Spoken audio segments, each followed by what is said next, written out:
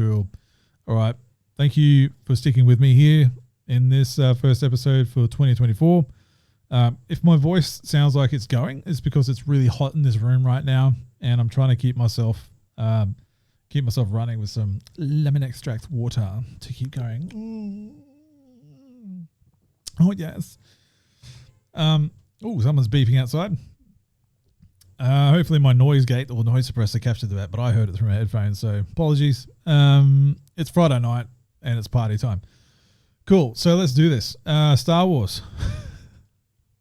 Oh boy, Star Wars fans say female-led next installment is destined to fail. Okay, so look, I'm ready to be surprised, right? I'm ready to go into this leaving the shit of the past behind and go, all right, just give me a good movie. Let's see what happens, right?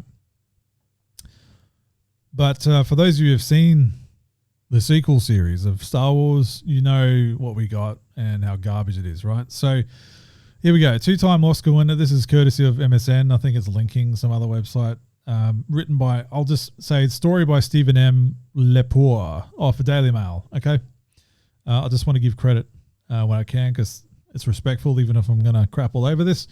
2-time Oscar winner Sharmeen Obaid-Chinoy, I can't say that 3 times fast, unfortunately, sorry, has declared it's about time a woman shaped a film for Star Wars. I think, what's her name? Patty Jenkins has something to say to you, mate, about the Rogue Squadron movie that she was meant to do that fizzled out after a big song and dance and a big video production about her love of her father and an airline or air fighter or something like that. Anyway, that fizzled out into nothing.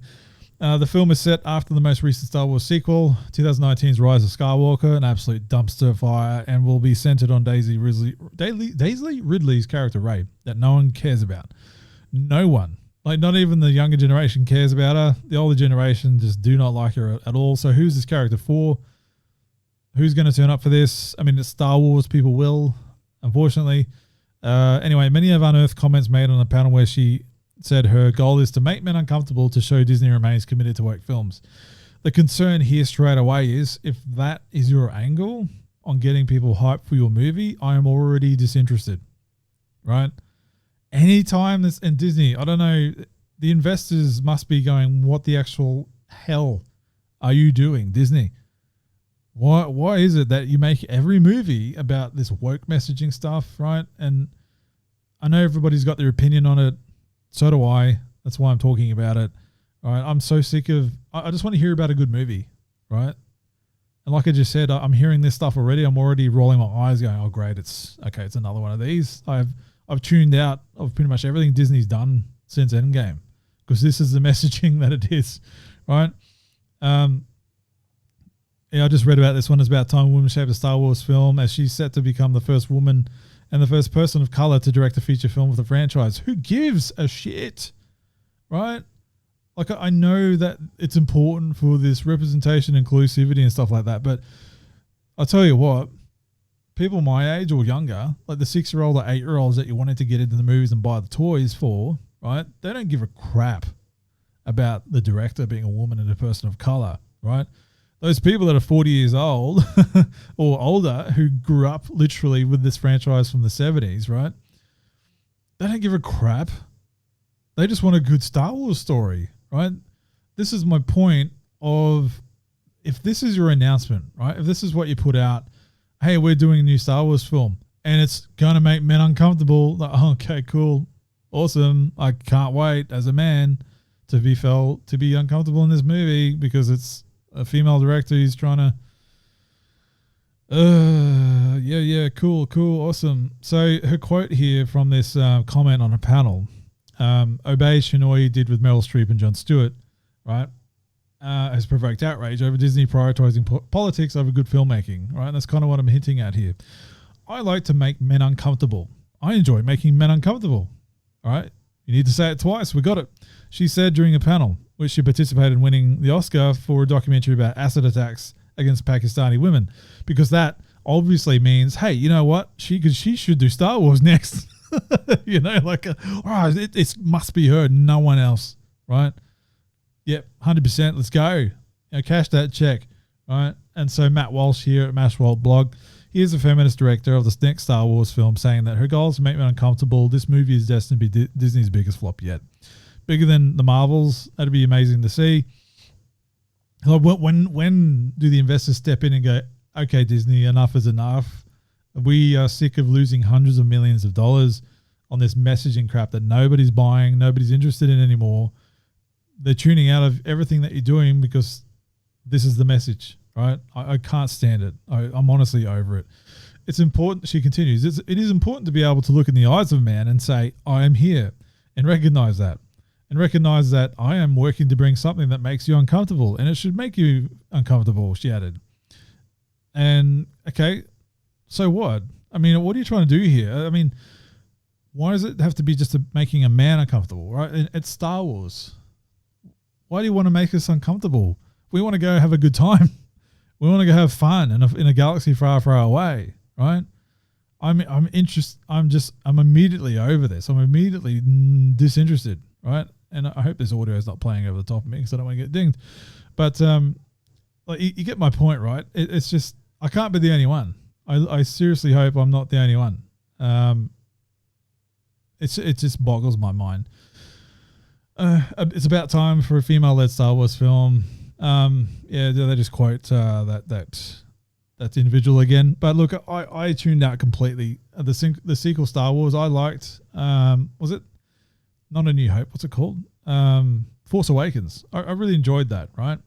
I thought that was a good, safe re-entry point and jumping on point for everybody for a franchise that's gone away for particularly quite a long time.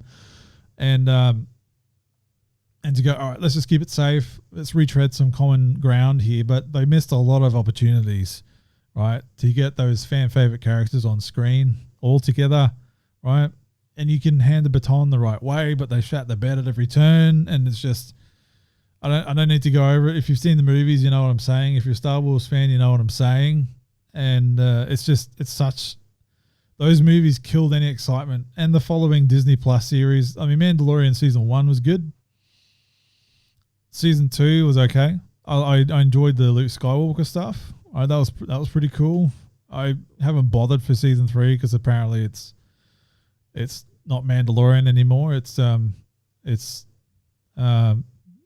Girl Boss series 3 pretty much, and every other Disney Plus series has just been Girl Boss material that just doesn't appeal to me, right? And I'm just not interested, right? So this has traditionally been a male franchise, right? Targeted towards male boys or adult males. I know Star Wars women do exist. I know that. And I know there are female fans out there, right? But they don't have any issue with joining in the fandom. They have no issue with enjoying the movies as they are, right? And it's just, why change it? Why destroy a multi-billion dollar IP just to force a narrative down people's throat that nobody wants, right? Kathleen Kennedy is legitimately the worst entertainment executive of my lifetime, says Ben Shapiro. Think of what you like of that guy, but he does make some hot takes that are interesting. But you can't really deny that what he's saying is not entirely false, right? Because she's been the Lucasfilm exec behind every and Disney, like Lucasfilm and Disney. She's been at every major flop behind Star Wars and Indiana Jones, whatever else she's had her hands on in recent memory. The Force is female was her thing with the new Star Wars film coming out back when it was re-released, with Rey being the main protagonist. That was a Mary Sue that could do everything, right? Without even trying. She didn't even need to. She lived on a desert planet with no space flight training, no Jedi training, no anything, right? But just every time something happened, she was an immediate adept at it. Right. And that's, that was boring, right? It's like, okay, you can do that now. Okay, great. Okay. There's been Jedi that haven't been able to do any of that stuff, or pilots that haven't been able to do any of that stuff until they're well into their tenure, and you're just doing it 5 minutes later. Cool. All right. No worries. Anyway, there's more comments here that go into, there's been other female involvement in Star Wars. There's writers, there's other directors. that made some of the Disney Plus stories, Disney Plus shows. Comic books have been written by, and novels have been written by females and women.